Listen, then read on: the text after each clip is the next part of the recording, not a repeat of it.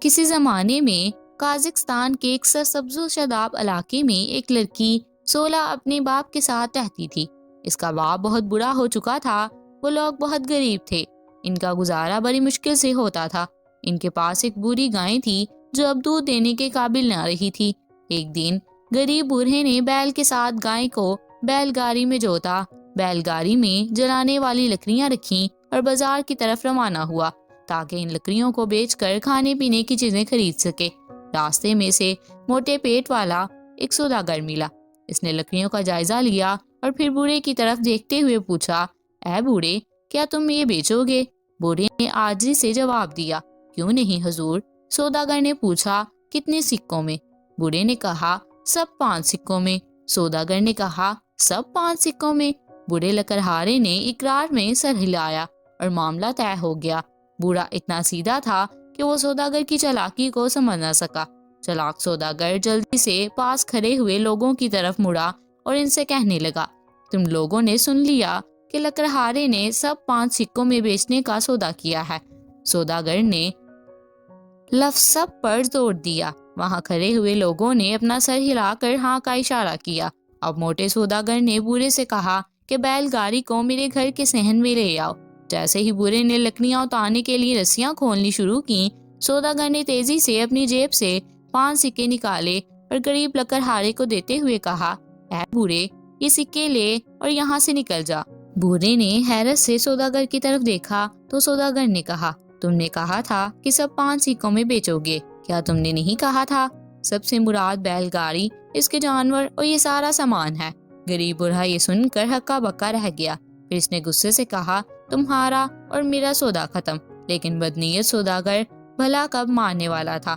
اس نے سختی سے بوڑھے کو جھڑکا اور رسیوں کو تھامتے ہوئے کہا، سودا کیسے ختم ہو سکتا ہے؟ تم کسی بھی طرح معاہدے کی خلاف ورزی نہیں کر سکتے۔ یہ میری خوش قسمتی ہے کہ میرے پاس اتنے گواہ ہیں۔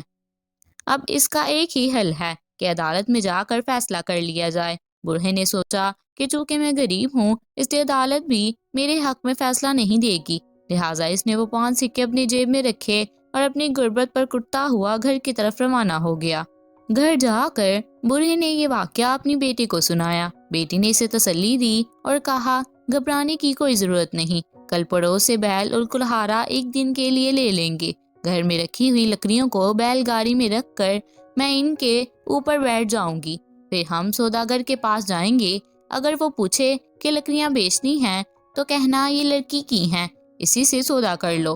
اس منصوبے کے تحت اگلے روز باپ نے ویسا ہی کیا جیسا بیٹی نے کہا تھا۔ لکڑیوں سے لدی ہوئی بیل گاڑی لے کر وہ مکار سوداگر کی طرف گئے۔ سوداگر نے دیکھتے ہی کہا، اے بوڑھے آدمی، کیا یہ لکڑیاں بیچنے کے لیے ہیں؟ بوڑھے نے جواب دیا، یہ سامان اس لڑکی کا ہے، اس سے پوچھ لیں۔ سوداگر نے لڑکی سے پوچھا، کیا تم یہ بیچو گی؟ وہ بولی، ہاں، کیوں نہیں۔ سوداگر نے پھر پوچھا، کتنے میں؟ لڑکی نے جواب دیا، 5 سکوں میں۔ سوداگر نے پھر پوچھا، کیا سب؟ لڑکی نے کہا، ہاں۔ سوداگر نے جلدی سے پاس کھڑے ہوئے لوگوں کو گواہی کے لیے بلایا اور کہا، تم سب نے یہ سن لیا کہ یہ لڑکی سب 5 سکوں میں دے دے گی۔ لوگوں نے ہاں میں اشارہ کیا تو سوداگر نے جلدی سے کہا کہ بیل گاڑی صحن کے اندر لے جاؤ۔ اس پر لڑکی نے کہا، کیا تم یہ رقم اپنے ہاتھ سے دو گے؟ سوداگر نے کہا، کیوں نہیں، میں یہ رقم اپنے ہاتھ کے ساتھ ہی دوں گا۔ اس پر لڑکی نے پاس کھڑے ہوئے لوگوں سے کہا، کیا تم نے سن لیا کہ سوداگر رقم ہاتھ کے ساتھ ہی دے گا؟ کوئی نہ سمجھ سکا کہ لڑکی کیا چال چلنے والی ہے، لیکن یہ ضرور دیکھنا چاہتے تھے کہ لڑکی سوداگر کی مکاری سے کیسے بچے گی، اس لیے انہوں نے ہاں کہا کہ ہم نے سن لیا۔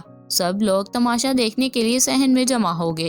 جو ہی رقم دینے کے لیے سوداگر اپنا ہاتھ بڑھایا، لڑکی نے مضبوطی سے سوداگر کا ہاتھ پکڑا اور اپنا کلہاڑا اٹھا لیا۔ سوداگر نے ہلکاتے ہوئے کہا، اے کیا کر رہی ہو؟ لڑکی نے روبدار آواز میں کہا، مکار سوداگر، تم نے خود کہا تھا کہ اپنے ہاتھ کے ساتھ رقم دو گے۔ اس بات پر ہی سودا طے ہو گیا تھا۔ یہ بات سب اتنی تیزی کے ساتھ ہوا تھا کہ سوداگر گھبرا گیا۔ اس نے سوچا کہ اگر یہ معاملہ عدالت میں جاتا ہے تو میں مقدمہ ہار جاؤں گا۔ اس نے بے دلی سے اپنے ہاتھ کے بدلے 1000 سکے دینے کی پیشکش کی، جو لڑکی نے قبول کر لی۔ 1000 सिक्के सौदागर ने लड़की को दे तो दिए, लेकिन वो सारा दिन ये सोचता रहा कि लड़की से अपनी बेइज्जती और नुकसान का बदला कैसे ले। फिर एक तरकीब इसके जहन में आई। वो लड़की के पास गया और कहा, आओ हम अदालत चलें, हम एक एक किस्सा सुनाएंगे। अगर दूसरे ने इस किस्से को झूठ साबित किया तो इसे 1000 सिक्के देने पड़ेंगे। अगर कोई ये समझता है कि दूसरा सच बोल रहा है तो वो इस सच के लिए सबूत देगा। लड़की राजी हो गई। चनाचा अगले दिन सौदागर, बूढ़े की लड़की और काफी तादाद में लोग अदालत में जमा हो गए। पहले सौदागर ने अपनी बात शुरू की।